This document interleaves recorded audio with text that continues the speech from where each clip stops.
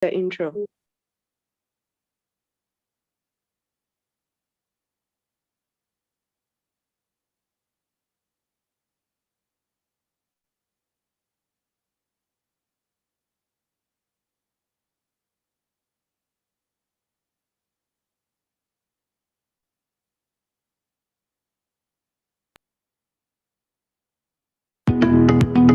Welcome to our Caribbean and African Targeted Health Improvement Program, CATHIP Health Hour. The Caribbean and African Health Network, CAN, along with its national partners, are incredibly pleased to continue to bring to you targeted health and well-being education delivered by Caribbean and African doctors. These health hours are all about empowering, educating and giving space to Black people so our communities can look after themselves better. Every Saturday, our Black GPs or consultants present on those health and well-being topics that affect you, your family members and friends. Some weeks will vary and will include other panel members such as pharmacists, specialist nurses and faith leaders. Our health hours cover a range of topics and include mental health, heart health, women's health, reproductive and sexual health issues, men's health, respiratory problems, cancer, sickle cell and many more. We have not forgotten to include within our health hours the many societal, cultural, religious and racial challenges that can go hand in hand with health problems and influence how we should respond to meet health and well-being needs. The sessions are designed for you and we want you to use the time to listen, learn, share your experiences and ask questions to our Black doctors. During every session, we will gather your feedback so we can continue to respond to the needs of our Black community. To request any particular topic, please email health@can.org.uk. We encourage you to invite others to our health hour sessions. Spread the word in our community. CATHIP is funded by the National Lottery Community Fund.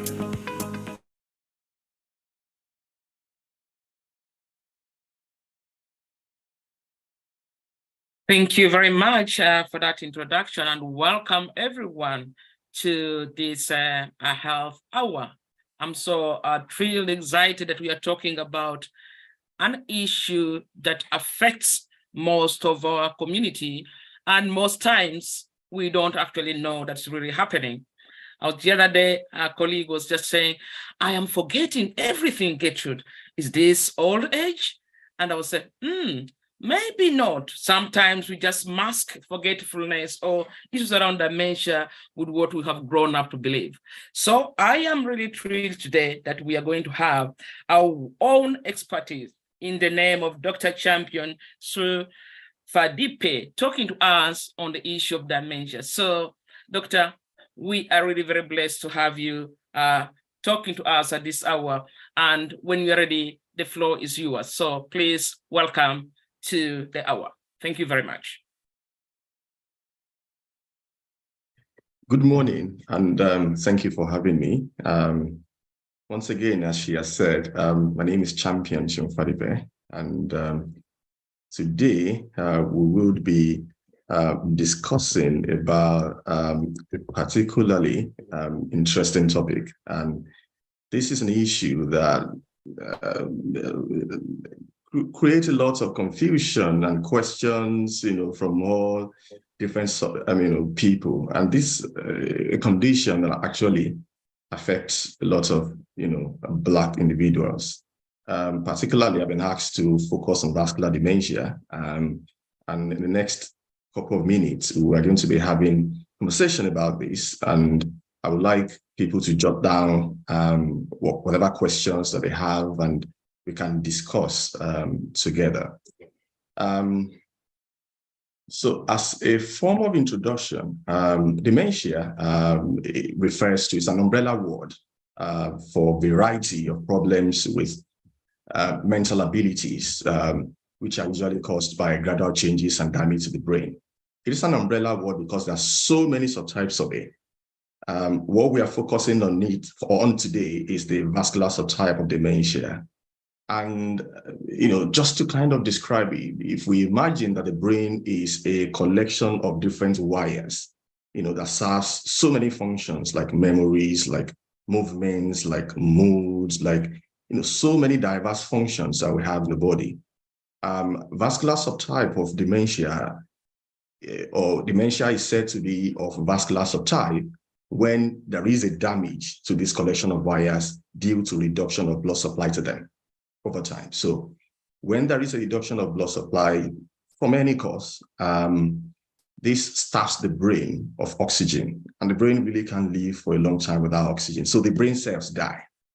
So when they die, then there are varieties of manifestation that we refer to as dementia. And the most common type of subtype of dementia is Alzheimer's dementia. And that is about 2/3 of dementia worldwide. But vascular dementia is the second commonest type of dementia. About 2 out of 10 individuals who have dementia likely to have vascular subtype of dementia. So how common is this? Because that's the reason why we are gathered here to discuss, dementia. How common is this? Currently, information we have is that nearly 36 people are with dementia worldwide.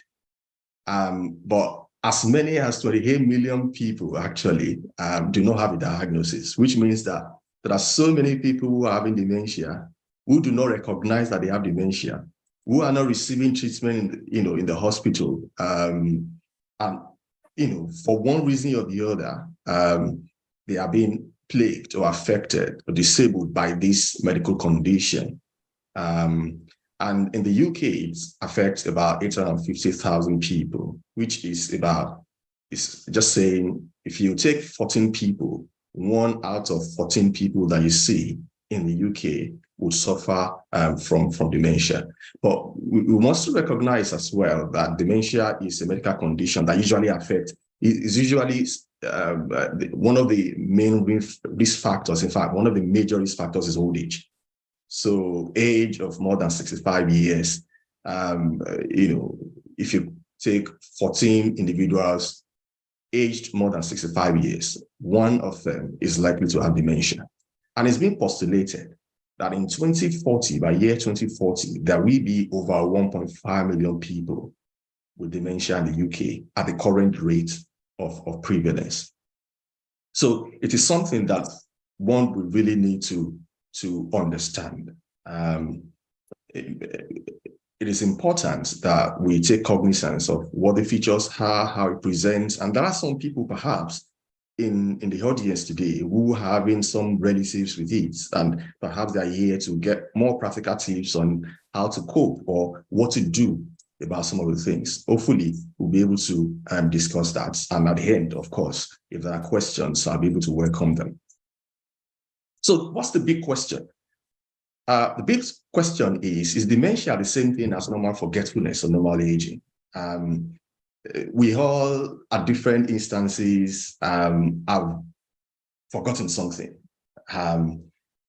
Is that what dementia is? If we say that one of the attributes or one of the features of dementia is being forgetful, but is that what dementia means? If we say that individuals who are aged or who are aging, or individuals who are more than 65 years of age are more likely to develop this. So should we then consider dementia as the same thing as normal aging? Because this particular issue is one of the reasons why people, or some people, do not go to the hospital for treatment, because they consider it as part of normal aging. They think that, well, they accept it that way instead of going to the hospital to receive treatment. But dementia is not the same thing as that. Even people who have dementia we could try as much as possible to optimize their quality of life, even though they are with this, condition. So when individuals have memory issues that are more persistent to the extent that it affects different areas of their lives, then we need to start thinking, this is not normal forgetfulness or normal part of aging.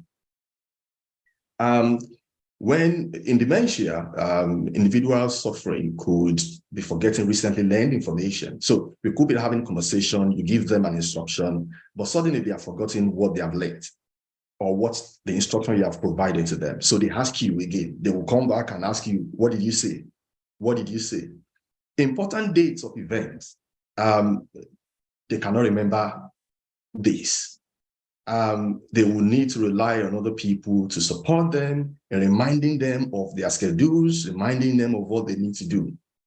However, I'm talking about recently learned events, events that they have learned over time, especially things that we call long-term memory, events, maybe, faces, things that they have learned in the past. They might still be able to retain them because that usually is what gets lost or what is eroded during the last stage of the illness. Usually the very early stage of the illness is about, recent things. They are not living in the present. They live more in the past. So what you will see with typical age-related change is that sometimes people might forget names, or even perhaps today, some people might have slip of tongues. You can't really remember what is happening or what you wanted to say, and then suddenly you're able to remember them. That's not what dementia is all about. Dementia, for it to be considered as dementia, it has to be more persistent. It has to such an extent that it's then affecting different areas of the life. It's happening on a daily basis, several times in a day. You see it more or less as a constant feature of the person's daily life. And another thing is in terms of planning and organization difficulties. So individuals with dementia would have changes in ability to develop or follow a plan. So, for example, even in terms of cooking, to cook, you need to be able to plan, what you need. You need to, set the fire on. You need to put something on it. How many minutes do you need it to be on fire and all that. Individuals with dementia are not able to develop this sequencing of thinking that will enable them to formulate a plan. Also, they are unable to keep track of monthly bills. So, if they need to do things next month, they need to plan for what they need to do, what they need to pay for. They may not be able to do that. And sometimes also it takes them much longer to do things that they will usually effortlessly engage in. In typical age-related changes, there could be occasional errors when managing finances. Of course, that's why a lot of us put things on direct debit so that we want to be on time. We don't want to miss them by a day.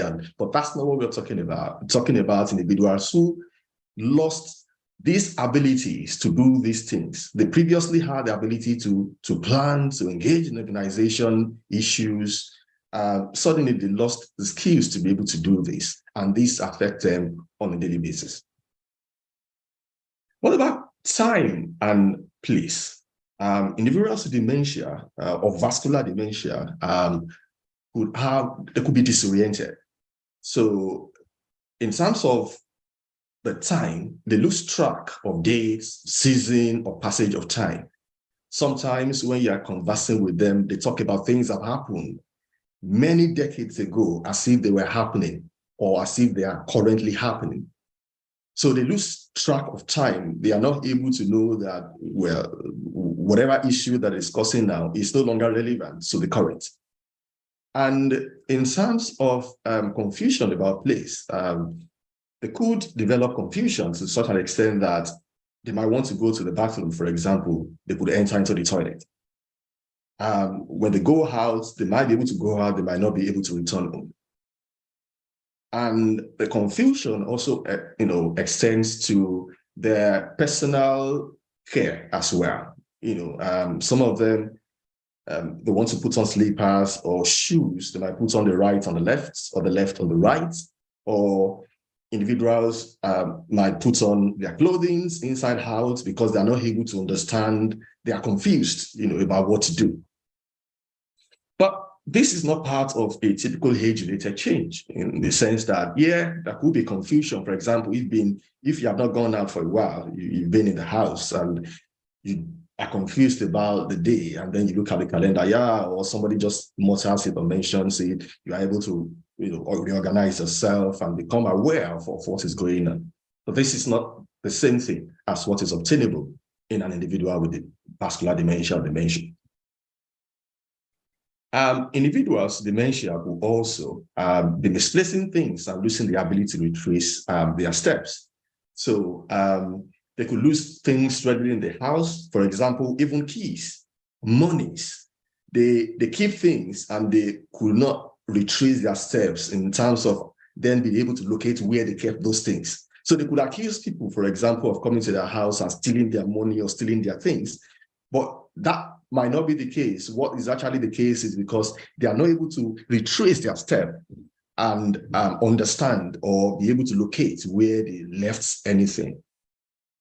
So this could also happen sometimes. We are looking for something, we are not able to find them. This could happen occasionally, even in young individuals. That could happen as well.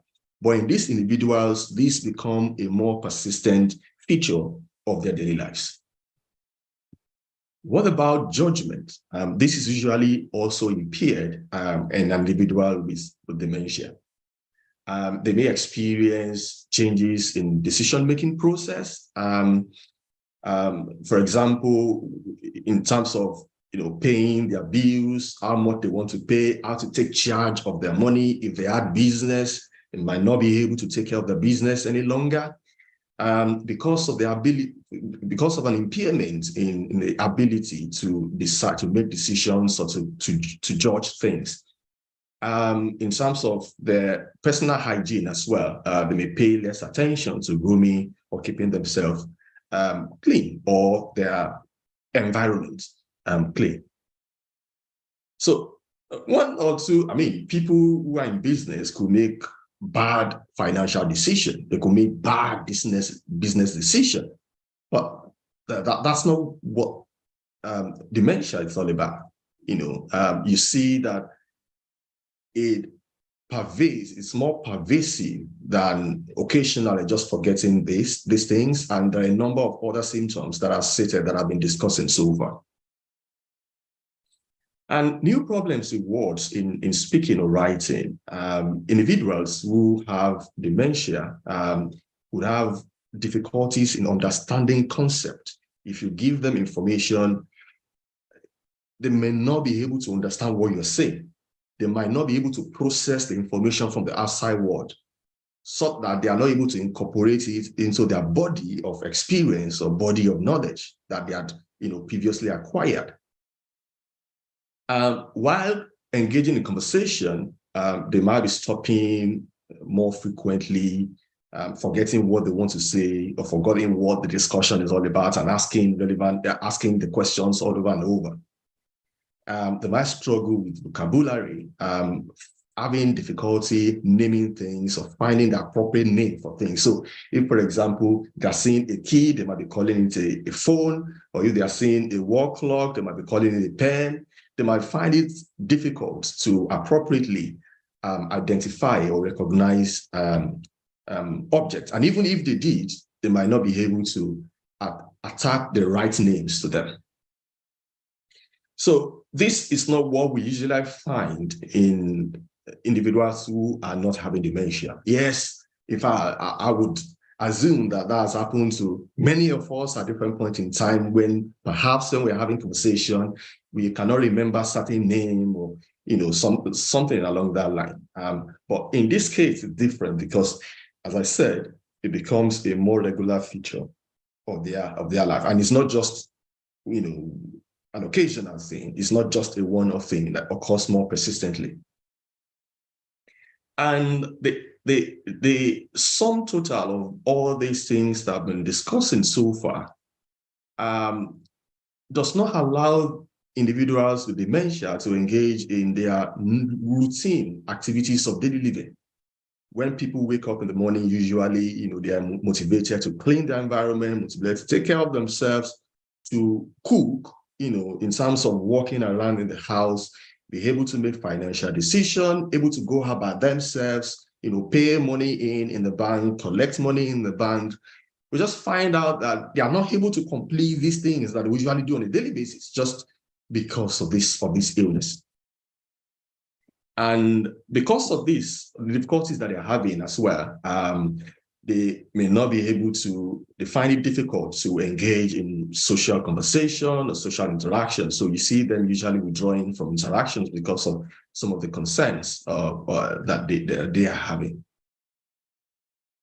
And In individuals with vascular dementia, they may experience mood and personality changes. So they may have unexplained periods or periods of unexplained crying or changes in their mood. There is no reason for that. There is no particular environmental stressor or environmental event that will trigger that, but the mood will just suddenly change and they might become, they might just be crying. That could happen several times in a day. And this is one of the symptoms that individuals with vascular dementia, usually are even compared to other types or subtypes of dementia I mentioned about. Alzheimer's dementia, there is dementia with Lewy body, that is for the temporal dementia. There are so many types of dementia, but changes in sudden changes in mood is something that is a more regular feature of an individual with vascular dementia.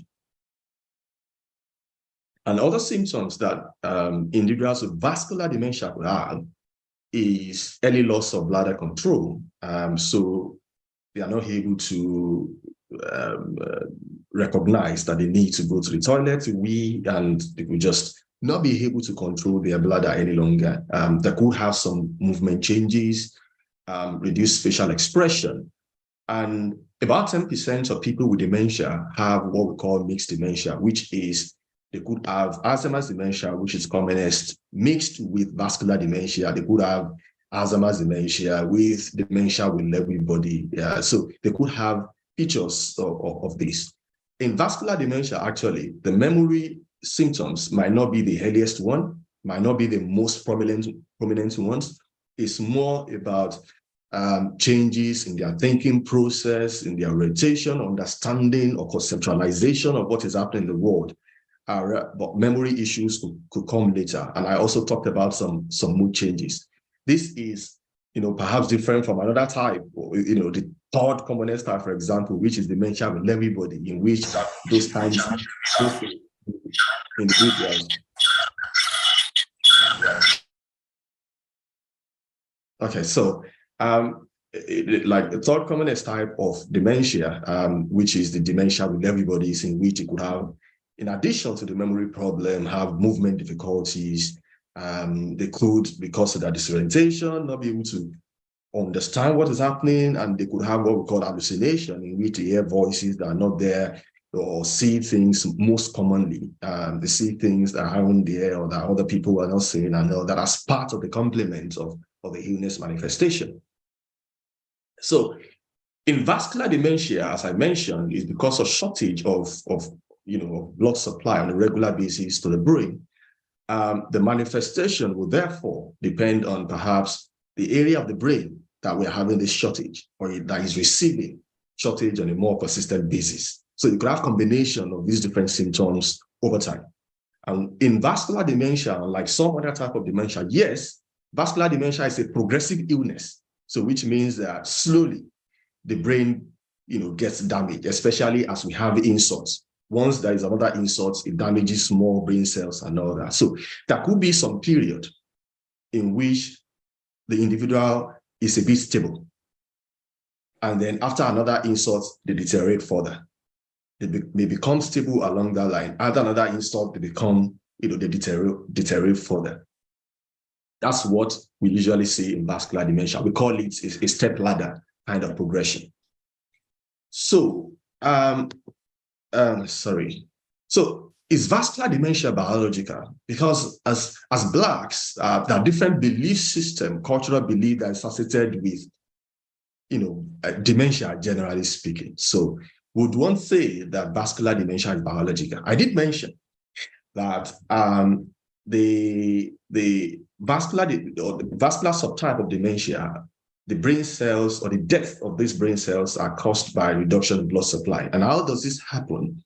Sometimes it's due to narrowing or blockade of the small vessels inside the brain. So there are some times in which some of these blockades happen, especially when they are filling small blood vessels of the brain, that we are not aware of them. They do not produce any symptoms. Where when there are repeated incidents of these over a period of time, then they could cause, then we start seeing the manifestation of the brain cells, because brain cells could adjust for each other. So if that one brain cell is lost, for example, and there are still multiple brain cells active, they could compensate for the one that is lost.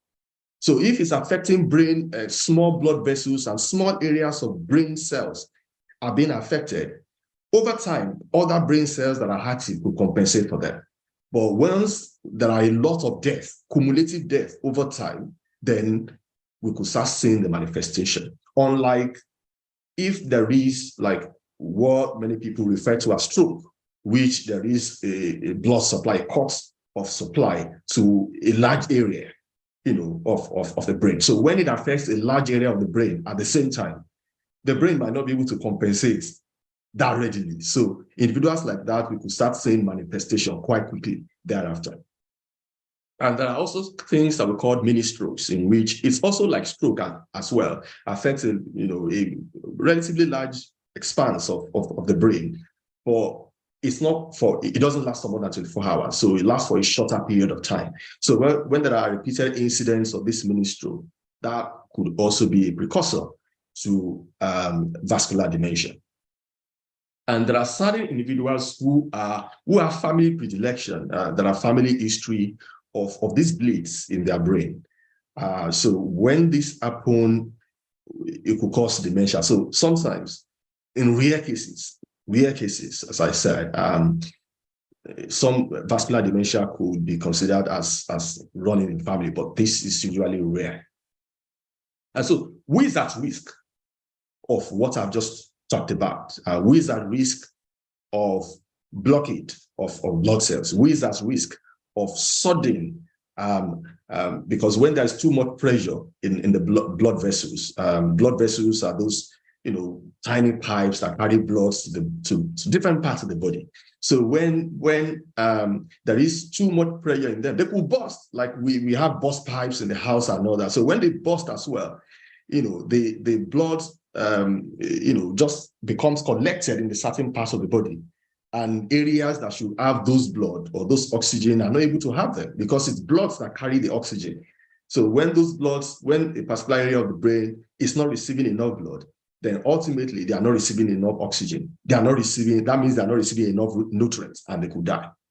So the people who are at risk are usually people who are older, people who are aged over 65 years, are likely to be more at risk of this. Research has also shown that it's higher amongst men compared to women. And in terms of ethnic groups, it's been shown that a lot of, it's higher amongst Asians and Afro-Caribbean background. And for vascular dementia, that's usually due to some lifestyle that's also associated with them, or some biological issues as well, because some other risk factors that predispose individuals to developing blood vessel related changes are higher amongst Afro-Caribbean and South Asian than amongst whites. So for example, people with high blood pressure are more at risk.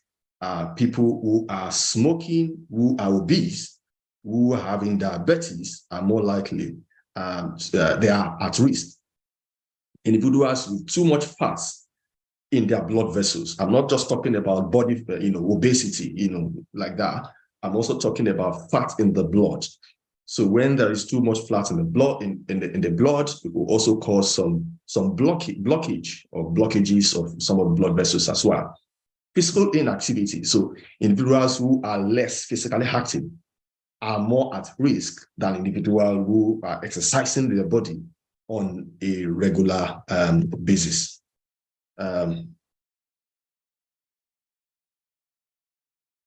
Sorry, I need to do, okay. Yes. So, and people who are drinking too much of alcohol as well.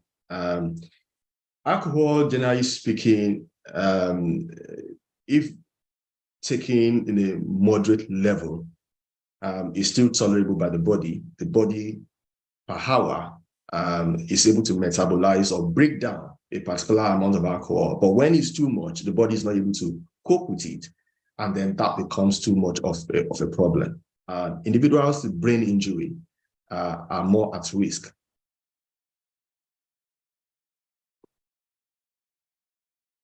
And so how do we reduce some of these risks that I've mentioned? I've mentioned quite a number of them. No amount of smoking is considered to be healthy. So stopping smoking of tobacco could help reduce the risk of developing problems with the blood vessels. Once you reduce problem with the blood vessels, you are likely to reduce the problem with vascular dementia. And if one is more physically active, for 20 to 30 minutes per day, walking around, we usually like to drive a lot, but sometimes just taking walk around, maybe in the household, sometimes maybe taking buses, could also, because when you take bus, you have to stop at the bus stop, and then that gives an opportunity to walk from the bus stop to your house or to wherever you are going to. And dietary modification is also important. What kind of things do we eat? So when we eat too much of salt, when we take too much of fat, that increases the risk of developing problems to our blood vessels. So when we reduce fat in our body, like eating less of fatty meats, sausages, bacon, butters, this reduces the risk. Obesity, as I talked about the last time in the previous slide, is one of the risk factors. So when we try to maintain a healthy weight, that is promoting a healthy blood vessel and ultimately promoting a healthy brain. So we could keep our brain active, because a brain that is not being used automatically dies. When you use your brain more, your brain becomes more active. You project the functioning of these brain cells by using them. So learning new skills, reading, playing chess, engaging in game, these are things that could keep the brain active. And being socially active is important, because we are created to be socially active. So when there are periods of social isolation, there is an increased chance of less physical activity. There is an increased chance of engaging in unhealthy dietary habits as well, drinking more of alcohol when this is happening. So it's important for us to keep socially active, avoiding activities that could lead to a head or brain injury. And of course, number of them: cycling without a helmet, driving without using the seat belts. People are going to a construction site, imagine that, you have to have your helmet on and all that, and try to avoid prolonged stress. And it's important that we regularly do routine checks of our blood pressure, our lipid, the blood fats, and because when we do this, it helps us, we are able to identify any changes to the blood vessels very, very early. Because the earlier you identify these, the earlier you're able to manage them without them leading to effects or leading to deleterious effects or impairments on the functioning of the brain. So I just want to I extracted something from the website of the Royal College of Psychiatrists, and just to kind of summarize what vascular subtype of dementia means and separate from other people or other types or other subtypes of dementia. So John is a 78-year-old retired engineer. He has a high blood pressure, diabetes, high cholesterol levels. He suffered 2 heart attacks and had a procedure to open up. The heart attacks were due to blockages of vessels that supply them. So he had surgeries to reopen these blocked arteries. And this happened 18 months ago. But he still has chest pain at times. After the first heart attack, his memory got worse for a while, then seemed to get better again. Do not forget that when I was discussing, I did mention that there is a stepladder pattern to the progression of vascular dementia as against Alzheimer's dementia or dementia with Lewy body. So repeated insult damages the brain cells even further. And so there is a further deterioration. They may be stable thereafter. If there is another insult, then it becomes worse after that. But since the second one, his wife and son have noticed that he's more forgetful and that he can't concentrate like he used to. His moods are more up and down. He can get easily irritable and angry, but other times he bursts into tears for no obvious reason. And that was one thing I mentioned when I was talking about some manifestations of vascular dementia. in which there could be periods or episodes of unexplained crying, sometimes even laughter as well. So in this instance, the person bursts into tears for no obvious reasons, becomes easily irritable and angry for no obvious reason, is finding it harder to get around, is disoriented about place, about time, and he has wet himself on one or twice, which he has found very embarrassing. So they reported to the GP, and the GP found problems with the recent memory. MRI brain scan was done, and this confirmed that there are areas of the brain in which the supply of blood to them have been cut short. So that is what vascular dementia is all about. That is just a summary of the symptoms or the manifestations that have been discussing so far. So how do we test? What test for vascular dementia? How do we diagnose vascular dementia? There is actually no single test for vascular dementia. But there are several steps that we take to help to recognize or to be able to establish that an individual is suffering from the vascular subtype of dementia.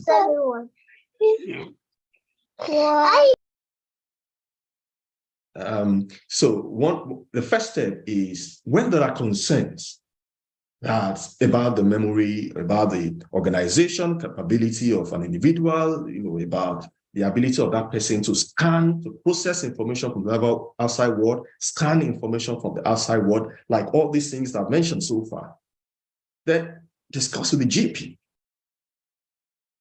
When these concerns are raised to the GP will look more into it, assess how, because these symptoms may be so persistent and pervasive to the extent that it's affecting activities of daily living, like I mentioned earlier. So the GP will be able to guide and say, oh, what is this? Do we need, further information? Do we need to do further tests on this? So the GP will be able to do a full medical history, looking at, because this in vascular dementia, as I've mentioned, as I've emphasized, the death of the brain cells are due to blockages of the blood vessels. So the GP will be looking at, taking a full medical history, asking about history of conditions such as stroke or blood pressure or diabetes, looking at the risk factors I've earlier highlighted as well. Once this is done, then if they think that you require more support or individual require more support, of course, as part of this testing, they also do an assessment of the mental abilities of this individual. We call it cognitive testing. So it would involve a lot of different tasks and questions that will be raised in terms of naming things, in terms of identifying where people are, what has happened to them, doing some exercises to help test their mental abilities. And the scoring of this will then determine, oh, maybe we need to take this further. They will also, usually ask for a brain scan. So if brain scan shows that there have been changes to the brain, and these are due, because changes in the brains happen in everyone that is aging, but in individual with dementia, there is more reduction in the brain size. There are so many changes that happen, much more than is seen in individuals who are undergoing normal aging. And they also look at whether there are vascular issues, whether there are shortages of blood supply to any part of the brain. And this helps confirm that this guy is actually having vascular dementia. So there are memory clinics that is handled by different forms of mental health professionals, including the psychiatrist, the geriatricians, psychologists, occupational therapists, nurses, so that help to make this diagnosis. But the most important is we need to recognize, we need to identify this early and raise these concerns as early as possible, because the earlier we raise these concerns, the better the how to look, the better the chances of helping or optimizing the quality of life. And for us, I decided to kind of just put a slide on this to discuss the possible barriers to seeking help. by Blacks. And one of it is the belief system. Some individuals believe that it's a punishment for behavior in past life. And some other people believe that it's a form of evil spirit, witchcraft, or black magic, or it's simply God's will. Because of that, it affects where they report. So some people, instead of even coming to the hospital, they rather go to their pastors, they rather resort to spiritual help rather than seeking medical help. And once people do not present early for this, as I said, it's a progressive illness.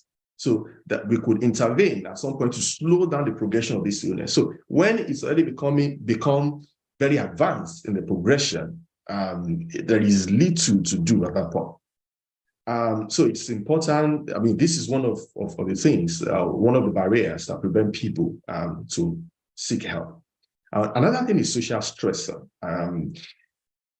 Because of financial pressure, people have to do a lot of work. People reduce they do not prioritize their health. They rather go to work, do some other things instead of seeking help, for their health. And taboo and stigma is another possible barrier, because certain individuals believe that it reduces their chance of marriage because it runs in family, or stigma about increasing the likelihood of breakdown as well. So they would rather conceal their symptoms instead of seeking help in the hospital. So it's important to recognize some of these things. Dementia is purely biological, or let me say it's mainly biological. Yes, there are some, social constructs which have, discussed. But what I'm trying to say is that we need to seek support from the professionals and try to, because with that, we can optimize the quality of life. So what's the treatment? The truth is there are no specific treatment for vascular dementia right now.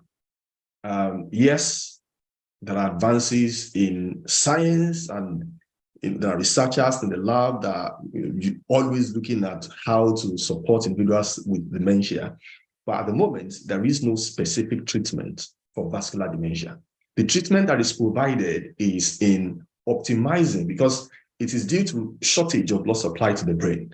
So in order to reduce further damage to the brain, if you are able to care for the blood vessels that supply the brain, you are likely to optimize the health of the remaining cells in the brain. So we usually care more for the underlying conditions, such as if the person is having high blood pressure, we put we control the blood pressure to within normal limit.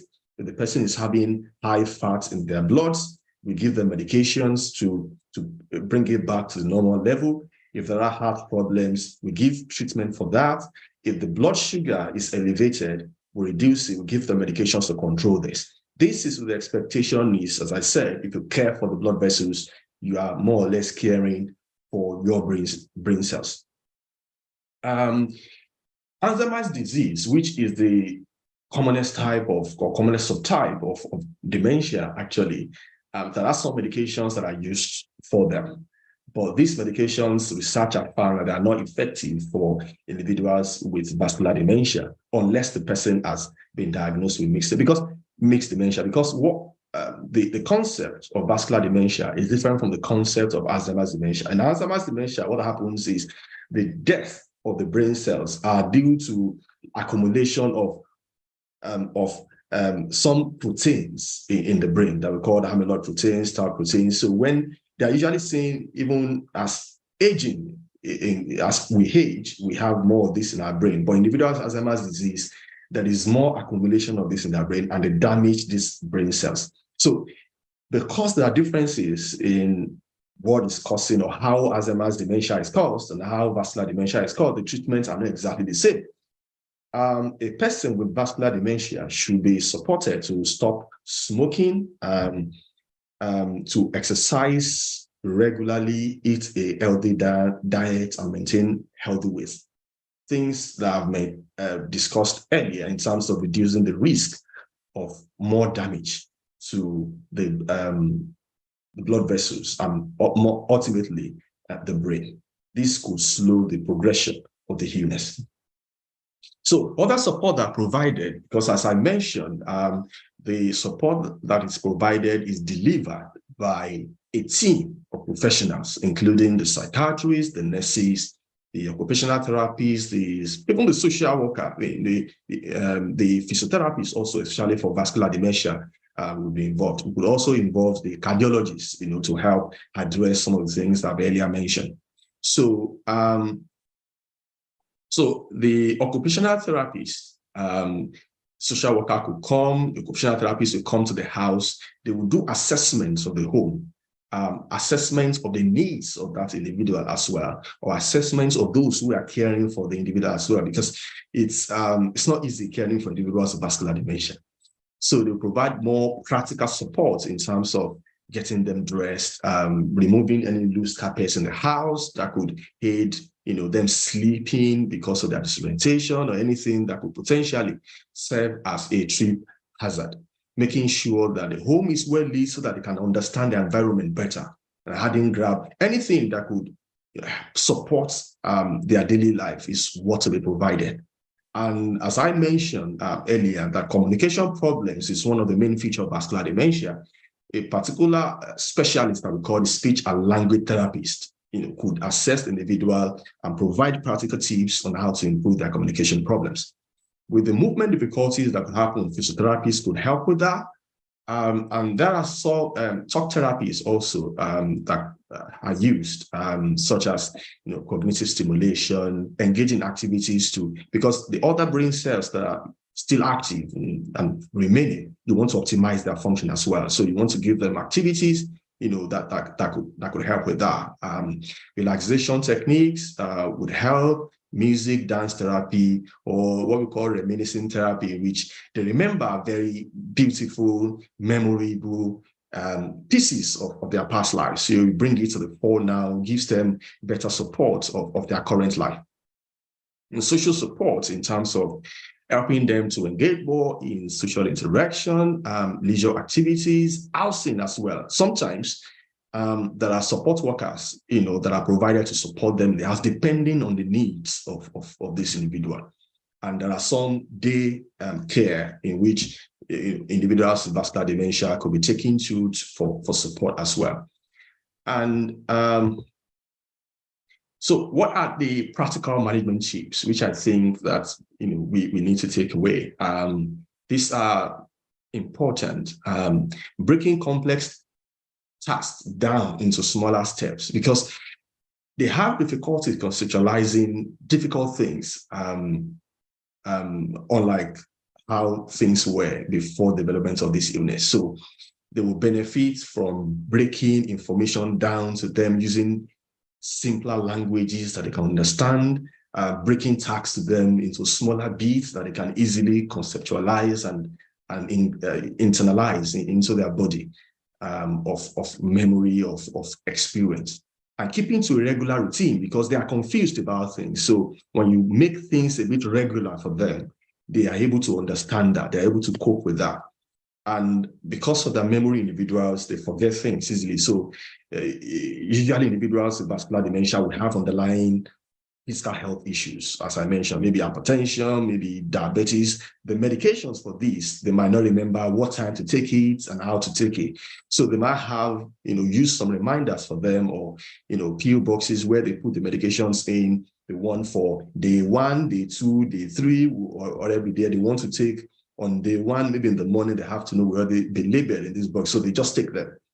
And it's a good idea for the person to, if they are going to go out, because they are what we call topographical disorientation, in which they go out, as I mentioned, they cannot find their way back home. So if they carry an ID card with details of their diagnosis, people in the public will be able to provide support for them should they get lost, or people will readily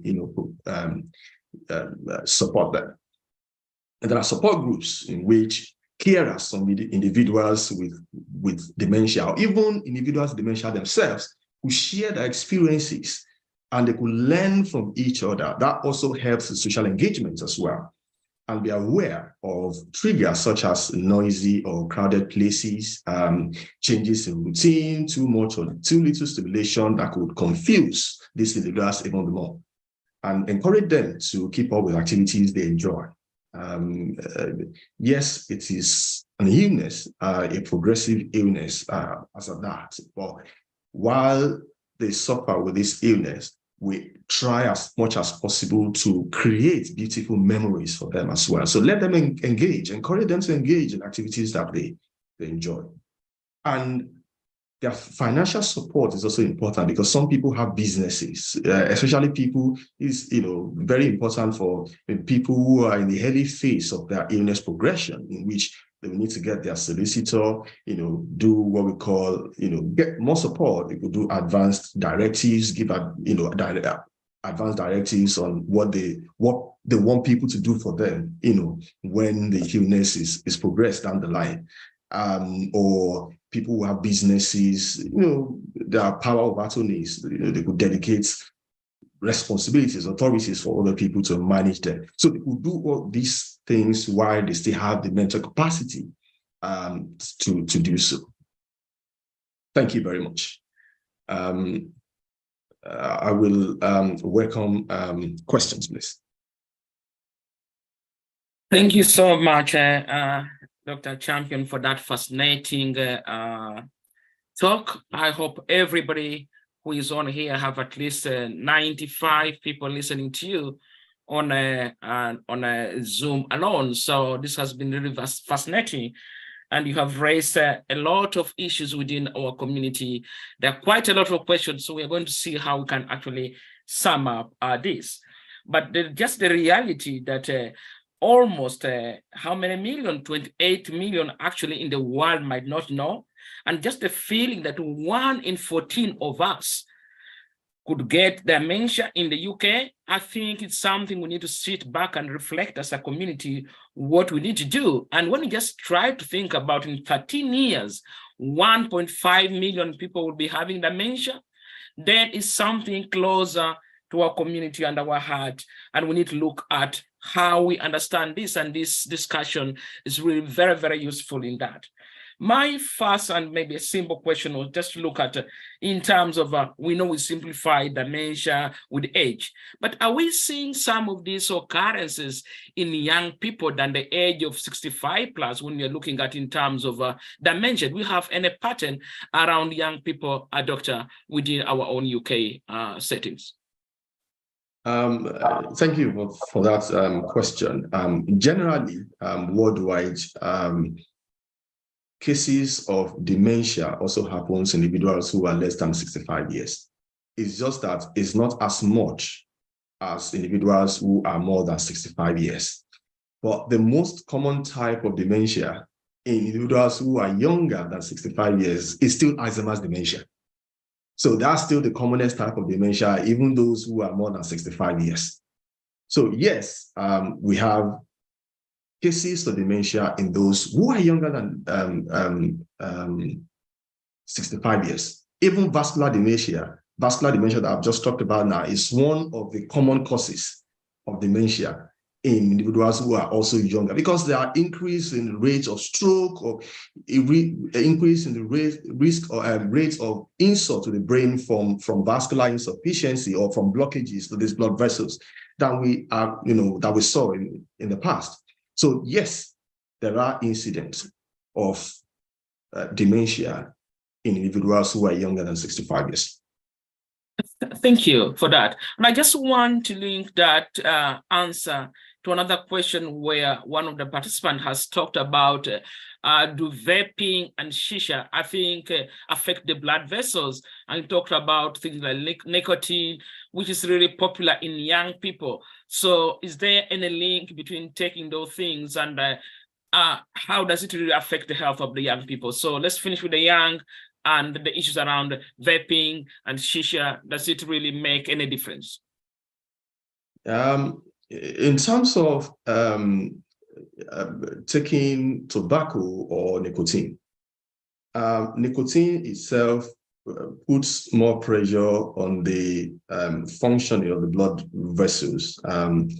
we say it could constrict or collapse or narrow the blood vessels the more, which could reduce blood supply to different areas of the body. It's just that the risk is higher when it is smoked. When it is smoked, what is being smoked is not just this nicotine. What is being burned is also being smoked. And so when we inhale those things are toxic to the cells of the body. So we have a significantly higher risk of developing issues when they are smoked than when they are not smoked. But nicotine itself also puts more pressure on the blood vessels. Thank you for that. Thank you for that answer. And that links to another two questions were actually around the types of dementia, the different types of dementia, but somebody also wanted to hear a little bit about mixed dementia what is. So I think when you talk about, briefly, just outline a few types of dementia. They have heard about vascular dementia, but just brief because we have other questions in between. Okay, so there are so many types of dementia that I mentioned, but about 65 to 70% of them, about 2/3 of dementia is caused by Alzheimer's disease. And that's why we call them Alzheimer's dementia. So they are the commonest. Now, as I mentioned, if you just imagine that the brain is a collection of wires having different functions, and what is causing, and this dies, because in dementia, that's what happens, there are insults to them and they die. What is causing the death is what determines the different types, or is how we describe different types of dementia. So in Alzheimer's dementia, there is an accumulation of some proteins that we call amyloid proteins or tau proteins. They damage the cells in the brain. That's what we have in Alzheimer's dementia. In vascular dementia, what happens is this brain death is caused by blockages of blood vessels that supply oxygen to them.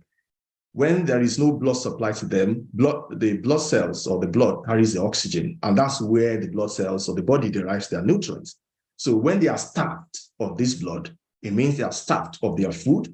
So ultimately, they die after a while. The brain is not likely to function for more than 5 to 10 minutes without oxygen. So you can imagine, when there is no oxygen, the brain dies off.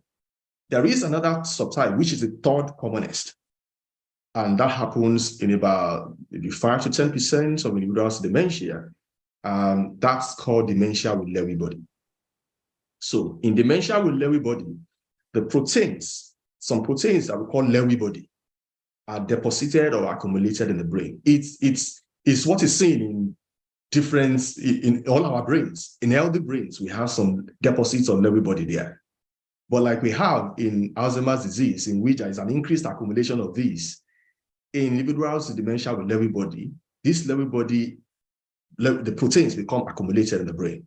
And they become more accumulated in areas that serve the movement function. So individuals with Lewy body, they will have more movement issues than individuals with Alzheimer's disease, for example. They could have what is called visual hallucination, in which they see things that harm there. Confusion, unlike other types of dementia in which you don't have confusion. Confusion happens in terms of disorientation, in terms of not understanding things, but in terms of impairments in their level of consciousness, that it appears as if they are not fully aware or fully awake of, in their daily lives. That happens more with dementia with Lewy body than in any other subtype of dementia. So that's the third commonest type of dementia. There are also other types of dementia. There are some that are familiar, that runs in family. But this, if we talk about one is 2/3, another one is 1 to 2 out of 10. Another one is 0.5 to 1 out of 10. You can imagine that these three actually form the bulk of the different types of dementia that we have. There is also frontotemporal dementia, which occurs in old age as well, but could also occur in individuals who are younger than 65 years of age. So I think I will rather focus on these rather than focus on the other technical jargons, leave that to us. If there are issues, if there are concerns about memories, you could just raise concerns about that. Thank you so much, and that really gives us focus to what really affects us more, and it gives me an opportunity to look at two areas. One wanted to ask around early dementia. Does it occur in people who have mental health issues? Then closer to that, somebody also wanted to know whether somebody who has gone through domestic violence over a long period of time, where somebody's hit the head over and over, could that actually be a risk factor to developing dementia? So there are two issues around here: mental health and domestic violence, where abuse has occurred, the head being a more target. Yeah, thank you very much. In terms of mental health issue, I will look at it in maybe two ways. There are a number of mental health issues that also damage the brain as well, because the major ones, they are toxic to the brain and they damage the brain. So issues with memory or with cognition generally could be a manifestation of some of these illnesses. For example, schizophrenia, for example, there could be some memory issues, some disorientation in terms of confusion about things. That's what I meant. But that is not what is obtainable in dementia. There are two separate illnesses. In dementia, mental illnesses could be a precursor of dementia. For example, depression. Studies have shown that individuals who previously had depression are at a higher risk of developing dementia than somebody that never develops depression. But they are two different, because in what happens to dementia is that there is a prominent impairment of the cognition. Unlike in other illnesses, for example, if you're talking about depression, it's a mood disorder. So apart from cognition, there are the main problem is actually the mood. Cognition is just a secondary manifestation of it. Unlike what we have in schizophrenia, in which disorders of the thinking process of the conceptualization of things and understanding of information around them are the hallmark of their presentation.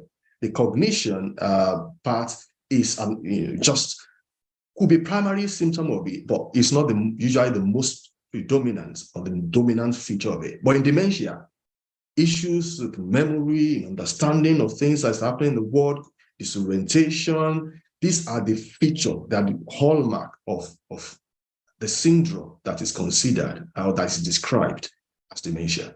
Now, going to domestic violence issue, repeated insult to the brain could cause damage to the brain or damage to the brain cells and result in dementia later on. There's something, for example, there's something we call dementia pugilistica, which for boxers who suffers repeated engagements with their brain during their exercise. Over time, they could develop dementia down the line. And of course, there are examples of boxers, famous boxers in the world that later developed dementia. So yes, repeated insults or trauma to the brain could damage the brain cells and result in dementia down the line. Thank you a lot. One, a little bit clinical or closer to what we are saying, that what happens in the brain cells. So our participant here wants to know what actually causes that too much pressure in the blood cells. What's the cause of that? The cause of the much pressure in the blood cells that are in the brain when that's really happening. But I know you have looked at some of those factors that you have explained. So that was one of the questions around what's really causing that pressure in the blood. So what increases the blood pressure in the blood? The blood cells, yeah. No, not the blood cells. So it is, the blood vessel is like a pipe. We just carries the blood to whatever body part. So when we are talking about blood pressure, it's like there is a buildup of pressure in this.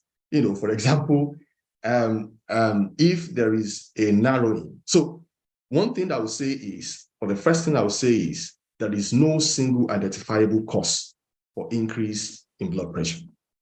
But there are some risk factors that we have known that increases the chance of people developing high blood pressure. So for example, anything that will cause narrowing. So if, for example, there is an accumulation of fats in the body, so these could accumulate together and clog the blood vessels. So it will not be easy for these bloods to pass there. So over time, it's like a drainage system. So let's just imagine a drainage system. So if there are dirt that are accumulating in the drainage system, if we do not remove those dirt, they accumulate over time, they could solidify over time, and then they will block the drainage system. So it's the same thing that we have in blood vessels. So people who eat too much too much salt, in terms of, I'm talking about diet now, eating too much fat, eating too much salt as well, especially in blacks, because that's salt-related increase in high blood pressure is commoner amongst blacks than in whites. So other things that I've mentioned is reduced activities, because when there is reduction in activity, when we do activities, it helps with circulation of blood around the body. So when there is a reduction in activity of the body, it does not help, it does not allow the blood muscles, because all the blood vessels are within the muscles. So when we are moving, it helps to propel the blood forward in the vessels. But when there is less activity, that reduces the chance, of that happening. I've talked about obesity.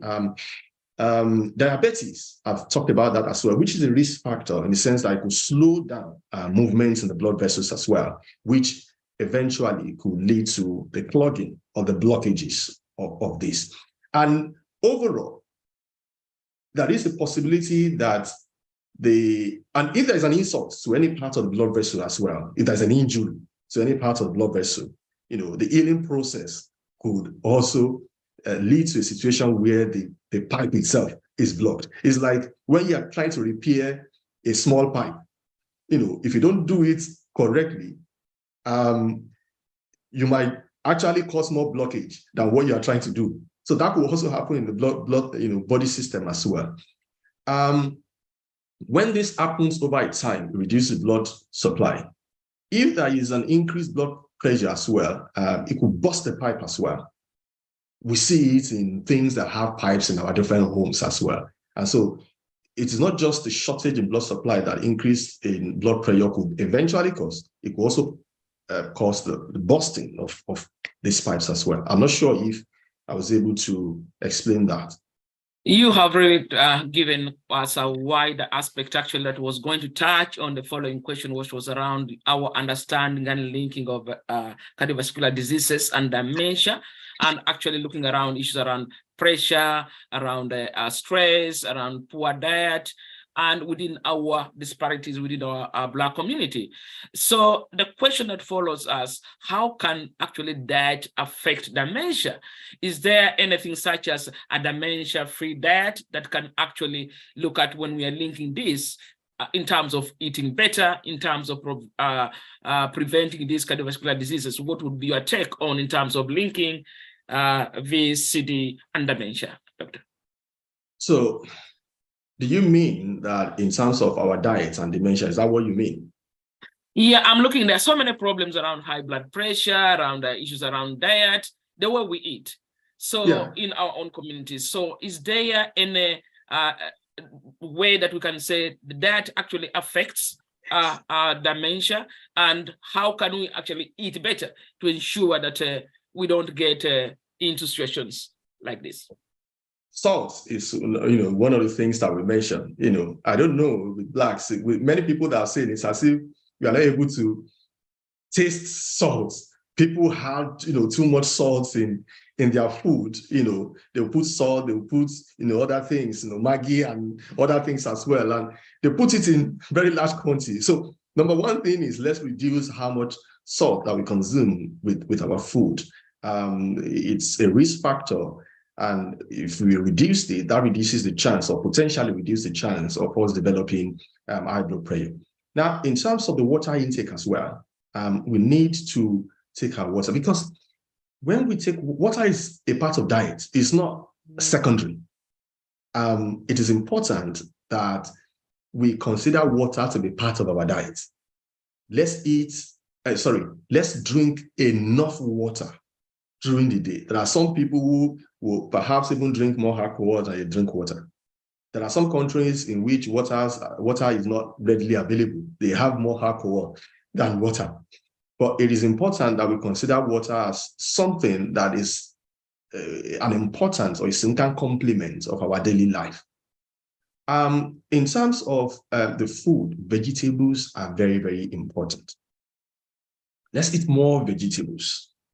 Vegetables also help our body to clean up the mess that we create as well. It helps our body to function better, to cleanse itself as well. Another thing is sleep. Sleep itself is another thing that we need to, discuss separately, because it's a big topic. If many people engage or is expected to engage or to sleep, that's about 1/3 of one's life, because an adult is expected that you sleep about 8 hours per day. Younger children, especially babies, expect to sleep, 16 to 18 hours. But by the time we grow older, as an adult, it's expected that one will sleep 7 to 8 hours. And if you say 7 to 8 hours out of 24, that's 1/3 of one life, even if we do not consider anything. So if we engage, or if naturally, biologically, we are expected to engage in a behavior, 1/3 of one's life, that should tell us how important it is. So let's endeavor to care for ourselves. There is a lot of pressure out there because we need to work, we need to do a lot of things. But while we are doing all those things, I would say be kind to yourself. Find a time to shut down as well. Try to relax, try to sleep. Engaging in activities, is very, very important. Let's engage in more activities. It might be, walking with our loved ones. It might be going to the gym. It might be more just be aware. Even at work, some people, their work entail that they sit down, throughout the work period. At some time, let's endeavor to just exercise ourselves, within our workspace.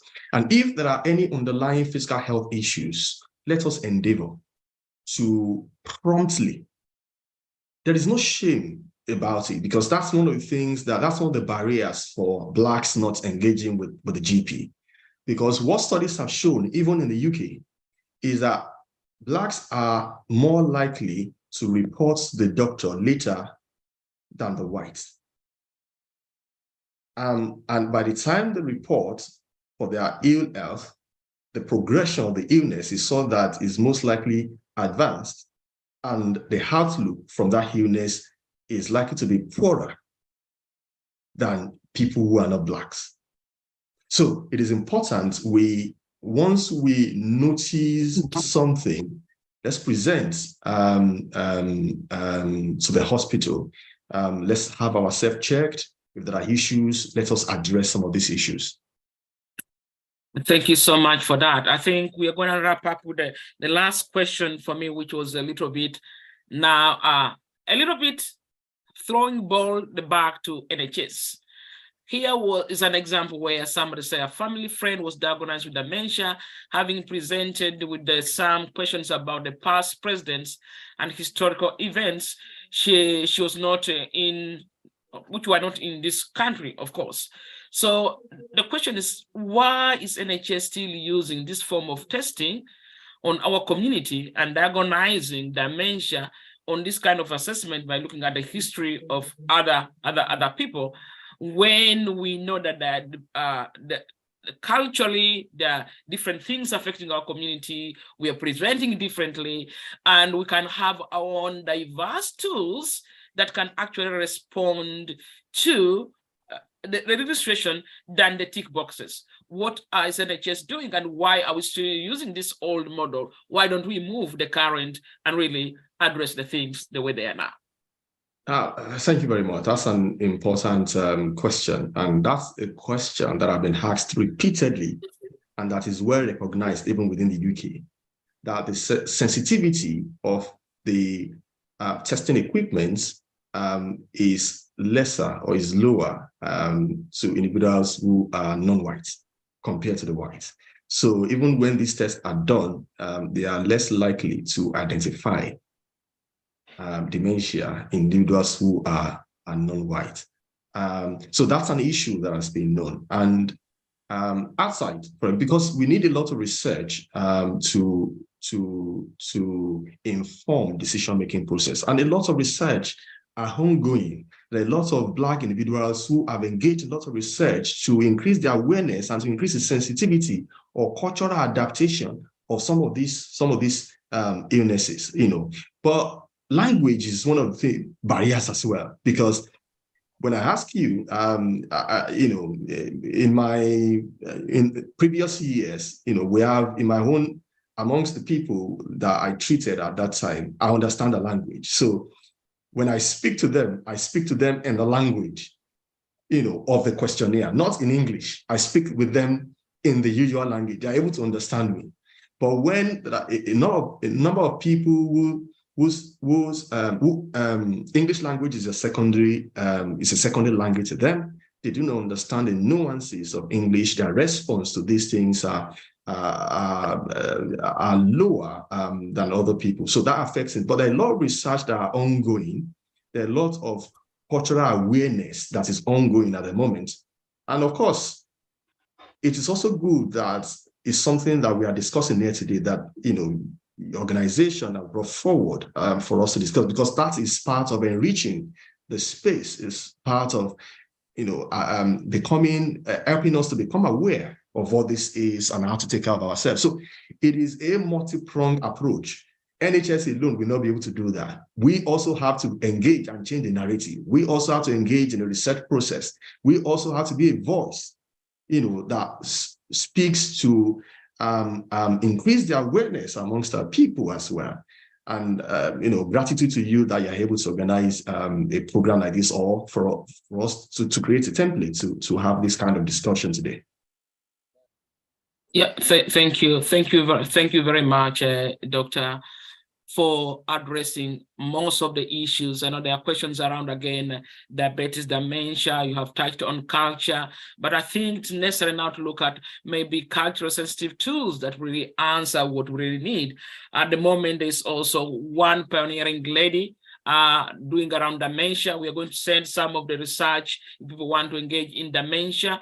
It's also important to know that we have Dementia Week starting the week of 15th, and we want everybody to be part of this discussion and be able to engage with us. We have been asked by NHS England to host a session that we need a number of people to get to join us, and I'm just going to send a link here that people can be able to use to be able to be part of this conversation.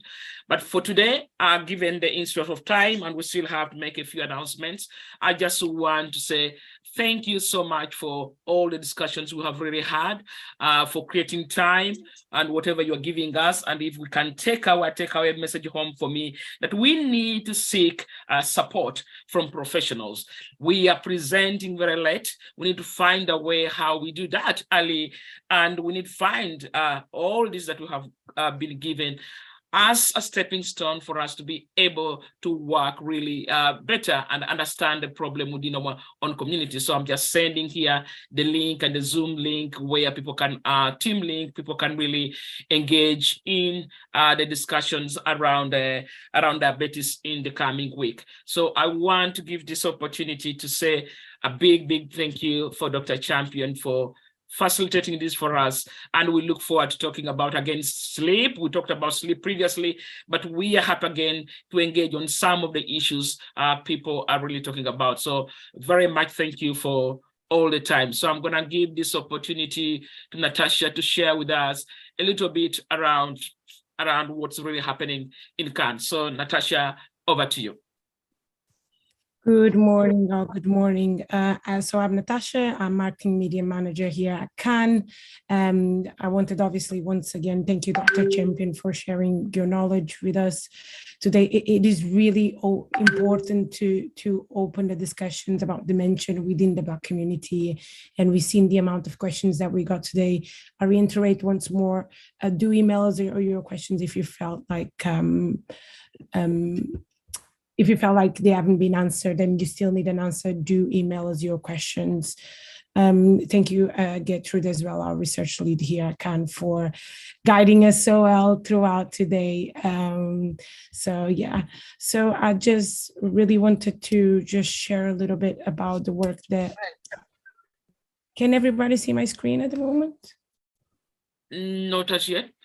No. Please. Yeah. No, do share.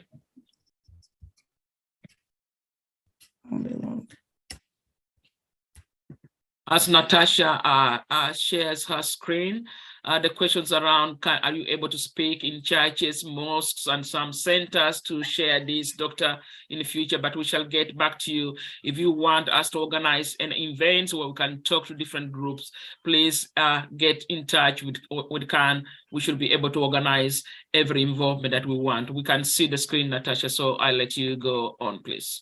Yeah, it's just loading. I don't know if you guys can see that it's loading. 2 seconds.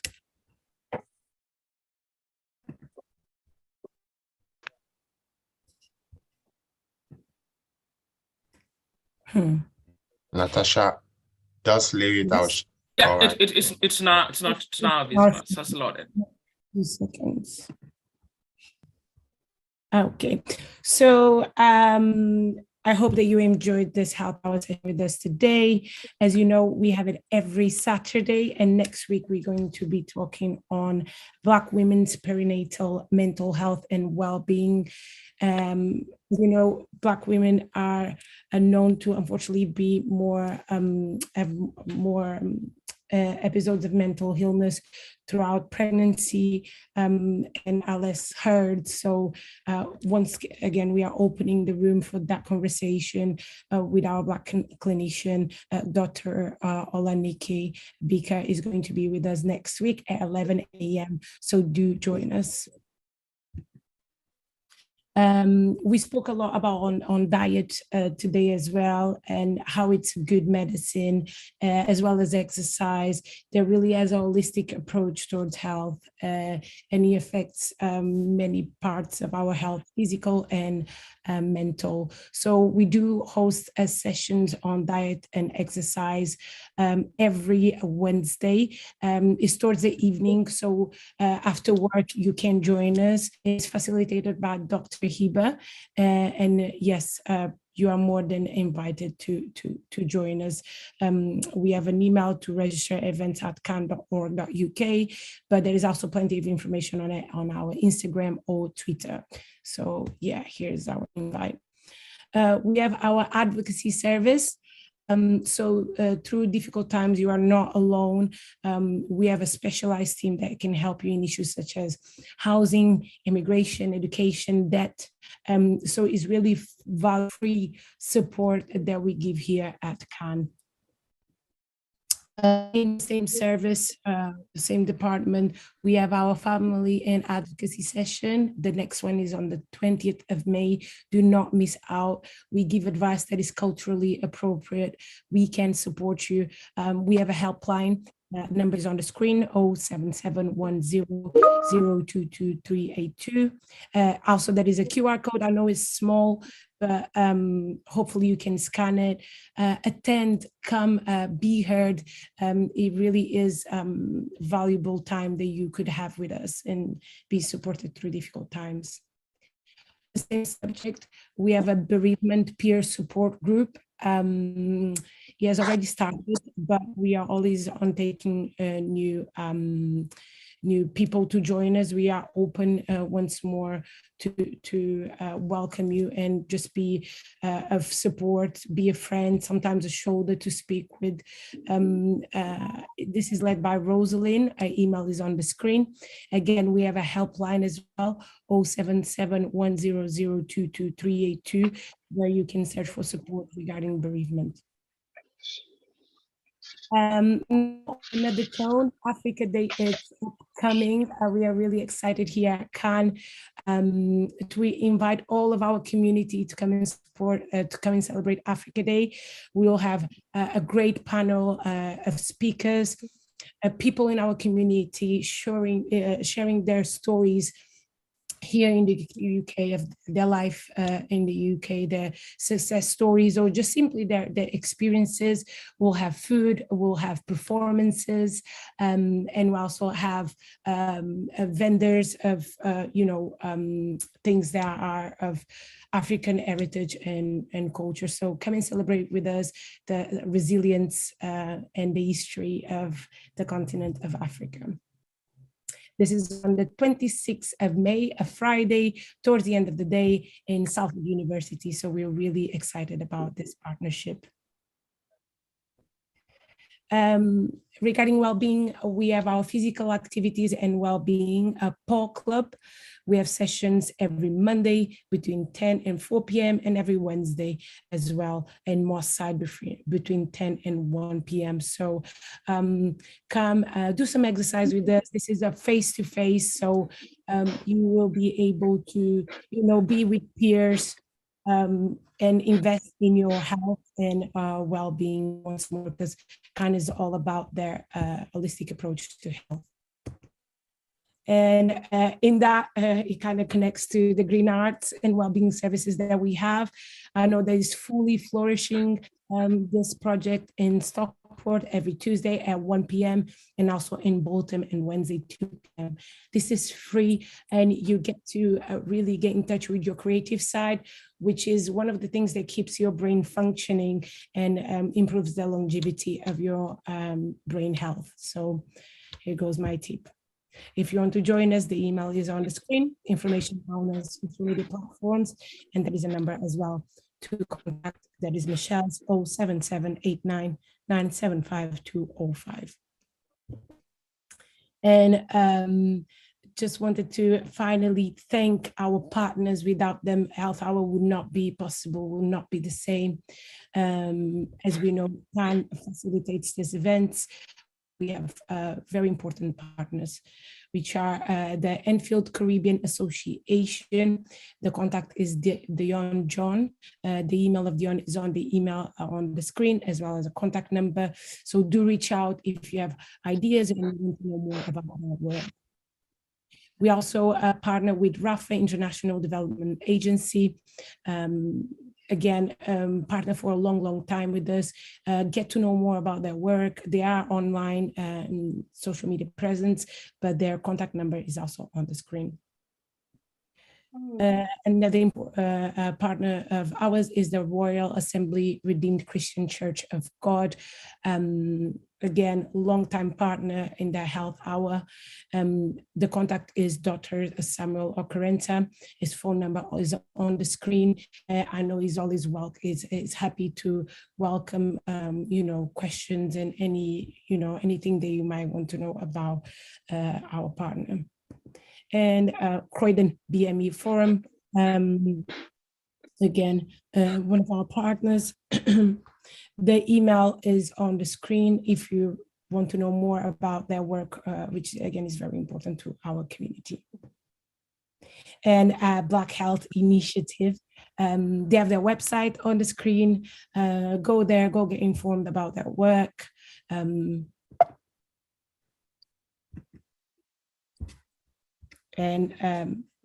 Thank you all for joining us today. Share with your friends. This session is available, is recorded on YouTube.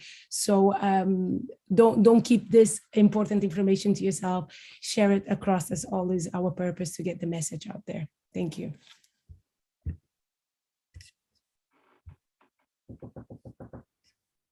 So with that, we want to say a big thank you for everybody and wish you well.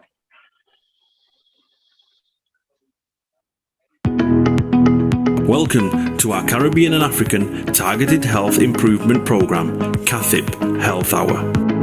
The Caribbean and African Health Network, CAN, along with its national partners, are incredibly pleased to continue to bring to you targeted health and well-being education delivered by Caribbean and African doctors. These health hours are all about empowering, educating and giving space to Black people so our communities can look after themselves better. Every Saturday, our Black GPs or consultants present on those health and well-being topics that affect you, your family members and friends. Some weeks will vary and will include other panel members such as pharmacists, specialist nurses and faith leaders. Our health hours cover a range of topics and include mental health, heart health, women's health, reproductive and sexual health issues, men's health, respiratory problems, cancer, sickle cell and many more.